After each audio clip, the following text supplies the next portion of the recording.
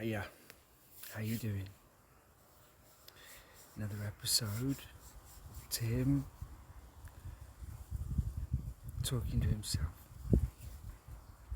or visibly invisible people, or whatever way we'll put it today. Happy Sunday to you. I'm actually working today, doing some painting at a little school. I put this shirt on to kind of cover up my work t-shirt. So, little school I'm doing some painting at. It's a lovely spot. I won't charge them the hours, of course, that I'm suddenly doing this, but I was going to do it on the way in the woods and kind of sat down ready to do it, and then sort of changed my mind.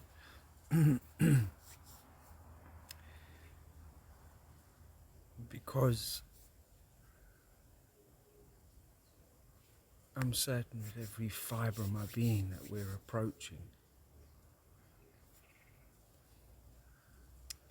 something.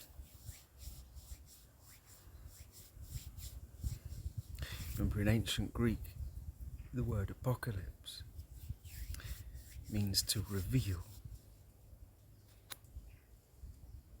And I feel we're coming towards a time of revealing. Do I feel personally involved in that revealing? Yes, of course I do. Am I the sole one in it? No, I'm not. We are co-creators at a time in history that gives us all a very large responsibility. Remember I said in the Valentine's message about that responsibility to Starship Earth, if you like. For the children, that is to play. For the adults, we're all children. For the adults, that is to play. But it becomes more and more an imperative to launch across that chasm and play. Not just once or twice, but to continue that play, to live in quite simply a different way, as the creative people do, in whatever thing. Sports, I'm watching the Commonwealth at the moment, it's fantastic. All those expressions of someone chasing, catching that moment. When they come from that place, it's an alignment. I remember years ago having a great insight, which was the safety, if you like, of this co-creative power. There is a safety, because to get through to the true levels of manifestation, they can only be based in love. The dynamics of manifestation have been exploited. And you can harness a part of that passion and apply it to purely material things in this world, and it works, as has been proven and will continue to be proven. But for true success, if it's not heart driven, it will come with a sting. Because as much as you might want that Lamborghini, unless you've got a lot more money, you might find it broken down in the middle of some city and you can't even take the wheel off. You can't touch it, it's too precious. It will cost you. So this manifestation has to be based, to be truly effective for us all, has to be based in love. It has to be based in that principle of harmonious, unified love. Because otherwise the repercussions will be very different. We're very powerful at the moment, and that power has got to be used towards kindness, compassion and love for everyone. And for that to become a watering of this garden that we all live on. You know, for too long the water's been held. Gets held by the lake, and we all get a spoonful of that water. It's time to water the garden. The whole garden. The water will still come back to those lakes, and the same people will still be in control of that abundance of water. And that's fine. But there has to be a waking up. Has to be. For the powers that have that control of the shore of that lake, of the economy, they have to realise that it is simply a good step forward to water that garden, and it will come back. Your abundance, you know, you've got it sussed. I realised, you know, I'm here on some level trying to think, oh, please everyone. I guess, and I've been a people pleaser by my very nature of my job. Trying to please everyone, and it's like, I can't please everyone. So I just want to really reach for those that I know that I can please, that are resonating on the same level, because there's an incredible opportunity here, and it cannot be missed, and I will not miss it. And it takes that courage in us all now. I feel I need it to step forward in what we are stepping forward in. It is inevitable.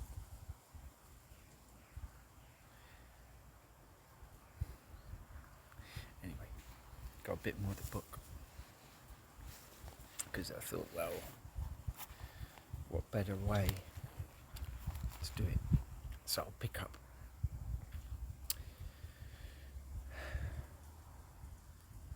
Last paragraph. Yeah, agreed. You know that to help you, this is number one. Yeah. Number one. Yeah, agreed. You know that to help you, I need to know you, Orson, just as you need to know your host. And let's face it, whatever he is like, we all want to know Tim. Thank you, number one. All blessings on you. Good morning, number one. Good morning, Orson. I trust that you slept well. Splendidly. I realise my sleep pattern has synced with Tim as well, and I am more aware of what he is doing in real time. Before, I was enjoying the imagination and memories. Now I will observe him more in his world. Last night, as he was going to sleep, he was listening to his teacher. He was telling all sorts of stories. He sounds like a good teacher, a bit like you. He told him a story of a man who has fallen in a ditch and has grabbed hold of some roots to stop falling. At the top are two rats, one black and one white, chewing on the roots, symbolising day and night. At the bottom are alligators and snakes. He must get out. Yet he has seen there is a bee's nest dripping with honey. He holds on with one hand and reaches over to get some honey. It is so good, and he wants more. He finds himself stuck, just wanting more honey, and unable to get out of the ditch. He needs both arms to get him out, so must stop the honey. What do you think of the story? What does he think of the story? He knows he is in a predicament. He can't see his way out. He thinks it will sort out if he can just earn a bit more money, but he is just stuck. He hopes someone will save him, but he realises he is being left to his own devices on purpose. He just thinks of Emma, that it would all be okay if he could just find her, yet feels like she will be hidden from him. He is coming undone. Without Emma, there is no point. He has fallen for a ghost, and all in his world think him crazy. No one talks to him. He feels rejected. It is a shame, number one. All he needs is a boost up and out of the ditch and a change in fortune. He keeps slipping. He needs help. I like him a lot, and I am on his side more every day. He must succeed just like we must succeed, number one. I see you have a lot of insight. He sounds like you, Orson, in a lot of ways. No one talks to him. Does he talk to anyone? I know what you were driving at. It wasn't lost on me. We all go through similar ordeals, I guess. Starting this mission snapped me out of my own limbo land. In fact, I was remembering, just before getting in the pod, you looked at me funny and said enjoy the ride. Number one, you're not being entirely honest with me, are you? You did set the trajectory. I was supposed to meet Emma. This is your story. We will come back to that. Let me ask you this. What is the difference from how you felt when you were in Emma compared to Tim? Well, it was completely different. I synced with Emma immediately. I could see what she saw and feel her insights of other people in a natural way. With Tim, it is getting much better, but it has been a serious process. I am lost in memory and thought. He lacks the insights into others that Emma had. He is resistant in some ways, and this stops me gaining his insight. Is he improving, do you think? Oh, yes. Leaps and bounds. I guess he needs to develop his mother mind, like that Zulu story in the story. Emma has that mind. She is in love, and that is what I felt. Tim is still fighting, yet I tell you, I have now almost full access to his memories, and there are many, many stories to come. He is aware in real time that he is writing his own story, and I am an observer of this fact. Just like I am coming aware, and you are observing me. This truly is a story in a story, number one. Yes, it is indeed. Talking of stories, do you have any? That is what we are here for, after all. Oh, I have some good ones now. I feel we are just getting started, number one. Go for it.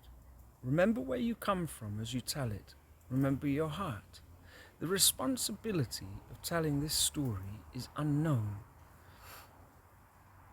Only in heartfelt action can your love find that traction. Quite the poet, number one. I look forward to story time with you, but for now, here goes. This one is a story Tim is working on that I have found, and we can try to flesh it out. It has a title. It is How to Catch a French Angel. Let us go back in time to the summer of 1991. We find our young hero living in Falmouth in Cornwall. He is sharing a flat with Aaron, a very close friend since childhood and through to the future, present day. They are having fun, and all involved will remember these days as kind of special. It is a great town, based around art colleges and boat building for all the students. A lovely town centre and lots of fun to be had. In recent months, they have met and become fast friends of a group from France who are studying and staying in Falmouth. They all meet together more and more and share meals seated on the floor of their rooms. So good to meet people with stories of India and France. They fill our minds with ideas of summer and festivals, drums and music. Relationships bloom and fade. Everyone is young. The first of the group our hero saw before meeting any was the first French angel in this story. They passed on the street. She caught his attention. This was the beautiful Sabine. Over the coming months or more, she was sweet and always easy to talk to, as was everyone. Sometime in early summer, the group has all gone to an outdoor concert. Our hero is down and thinking about his recent breakup with the lovely Anne-Marie. She is there and says it'll all be okay. We will always be friends. He walked away from the group on his own and thought it would take time to feel okay. He was okay, but he really liked her still.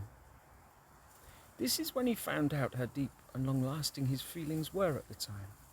It took seconds, and the kiss of a French angel to seemingly change everything. And indeed it did. She's that sort of beautiful, you can feel you don't have a chance, and here she was. Things moved fast, and spring turned to summer. Before we knew it, we were off to Paris and work at a festival. On one of the days in Paris, he saw the French angel of this story. You see, I was feeling a bit out of place, as I knew there were events of my teacher happening, and I would miss them. I felt it acutely, as I had recently been to an event in Brighton, and it was so good to feel connected to that message of inner peace and wanted more. As we walked through Paris one afternoon in July 1991, holding hands, I like to think, I saw the face of the French angel as she walked past us on the street. I was instantly calmed of my anxiety, as hers was a face I knew from events, and it served to help me feel connected in some way and on the right path. It lifted my spirit, and on we went with Paris. Now I take you forward in time to the 20th of June 2019.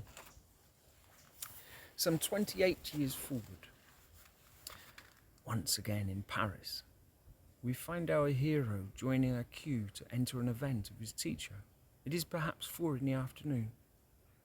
He joins the people and quickly is in conversation with the lady in front. As they chat, one of those Google cars with the camera on top passes by, and I turn, so I am clearly in view, thinking I must check online and see if I am there outside the casino that day. Now I realise, as I write, that she may well be on the same street view, and thus I would catch a French angel. Just after the car passed, a great friend I had known from my hometown in Cornwall joined the queue with me. We started chatting, and then there she was, right there in front of me, with another lady. The French angel, or maybe I should call her the Paris angel. Anyway, she was speaking in English, and the four of us spoke of the strangeness of time as the queue edged forward. He would return to this memory later of part of the seed of the story. You see, it is intriguing. Joining dots, where they may or may not be, is tricky business, yet possible it would seem. Now, with the coordinates in place, in time he feels he can set a course that will catch the French angel. He can picture laughing and talking about it, joking for years to come about that fact that it was never him who caught the French angel, as it has always been her who had caught him. Take a little sideline there, because this same French angel that I'm talking about, since writing this, which I wrote more than a year and a half, really. Since writing that, I had the experience of seeing her again, about 3 times. Once was on the Rambla in Barcelona. I think again in London, and in Barcelona again.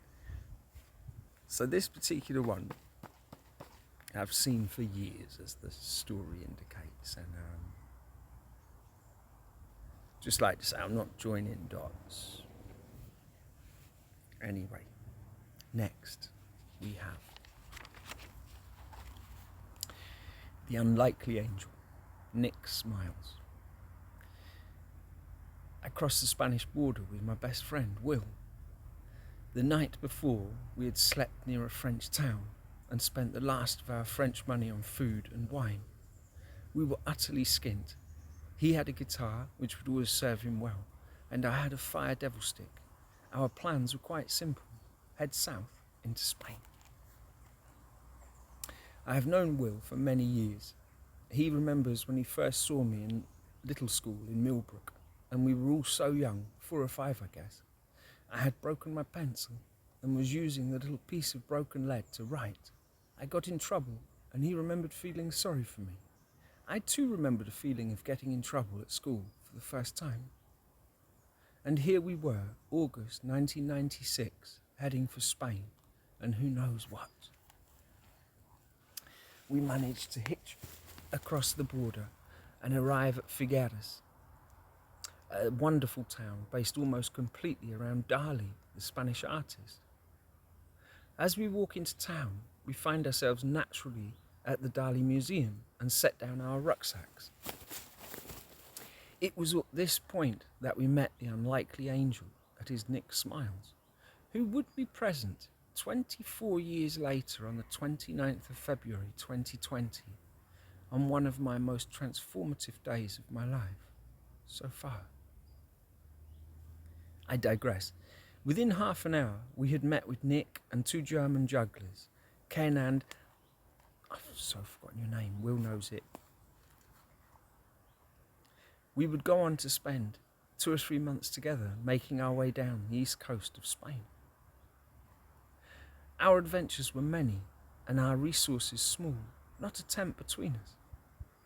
We would try to make some money for food and wine, and a train ticket to the next town.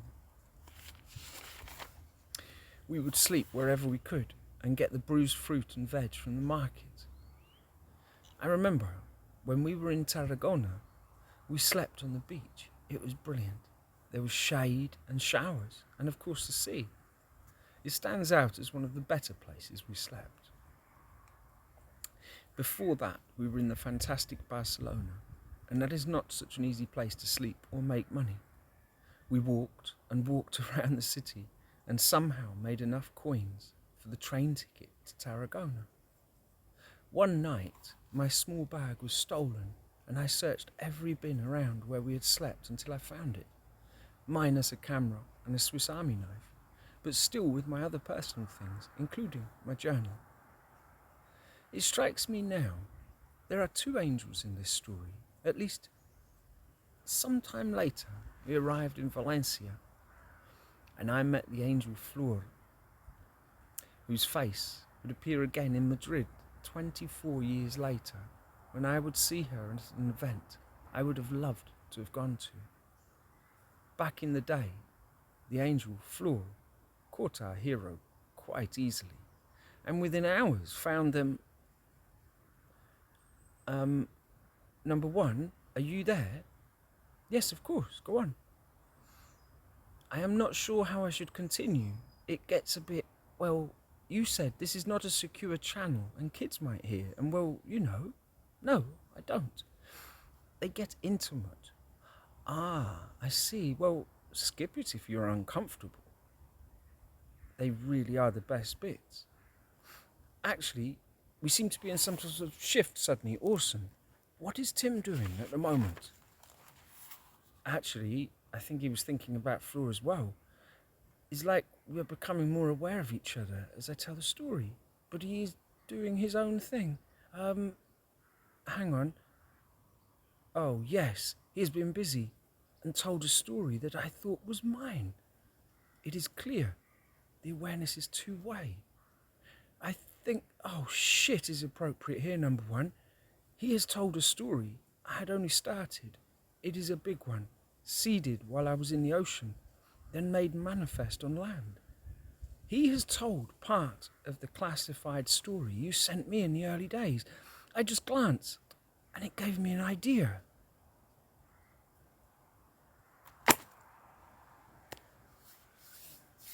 And oh, has it given me an idea?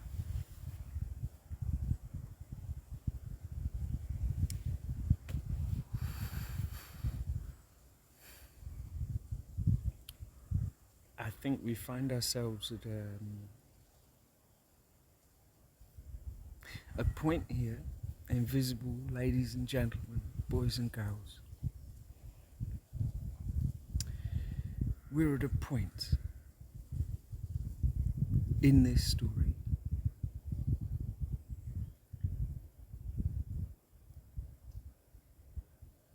where moving forward clearly takes a kind of stripping away of an awful lot for some.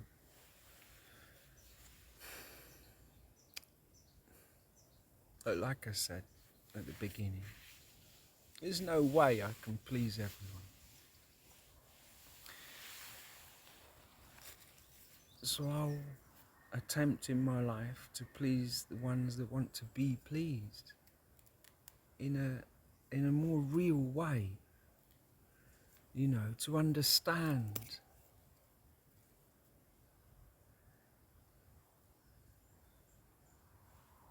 the opportunity we've got is based on a universal love.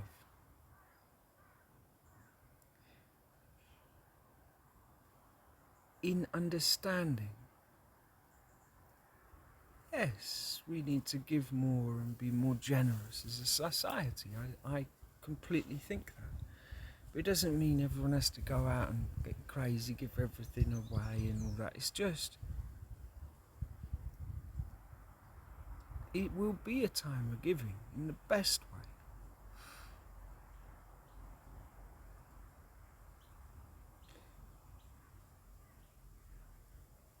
And anyway, what's going to happen now in the story? I mean, I'm looking down there at the book and it's like,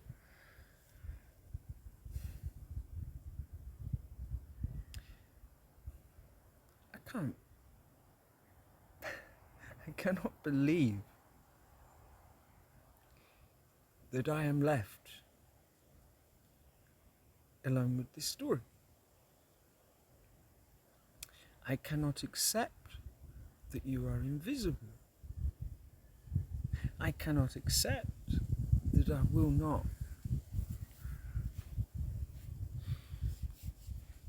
finally be able to actually talk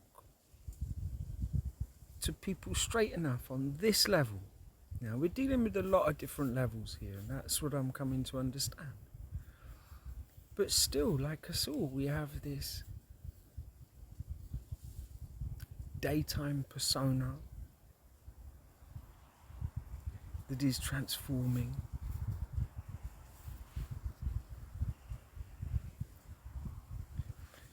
I think it would be irresponsible to leave me with this story on my own. Because, you know, I've said I'll be honest with you, and we have to get to mess around, getting to know each other, and we do.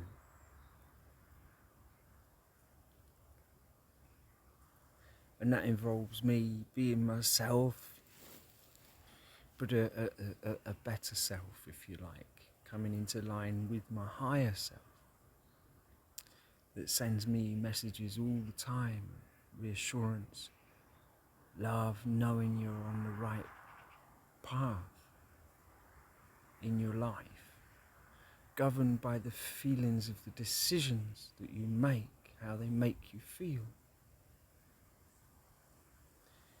It's a lot of tricky learning, you know. But surely I will get to, you know, meet someone at all. Anyone, I mean, what, you know, can't keep me locked up like this forever.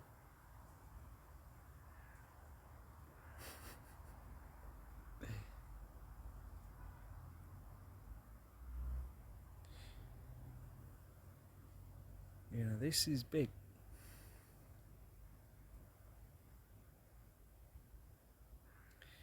And I've got to have the courage to write the story. And it's like you're waiting for me to write the story and I'm waiting to be saved or be picked up or helped. And I have to realise a trust from the deepest part of me that will in a sense one day be the case. But I'm very much forging a path for myself and I hope others,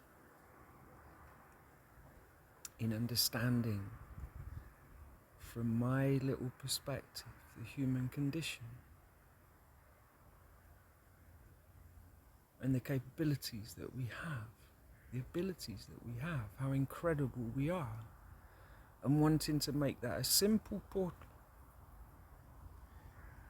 to everyone, staying close to home, to knowing yourself. Anyway, I just wanted to keep that ceiling fan going. Make sure you don't forget me. Even though, I get 0 views on these movies, like no one watches it. Well, I reckon there's a certain someone out there that does. And I'm certain that you watch it. And you know what? That certainty is enough. And I'd like to say, I hope you're all right. I got a lot of love for you.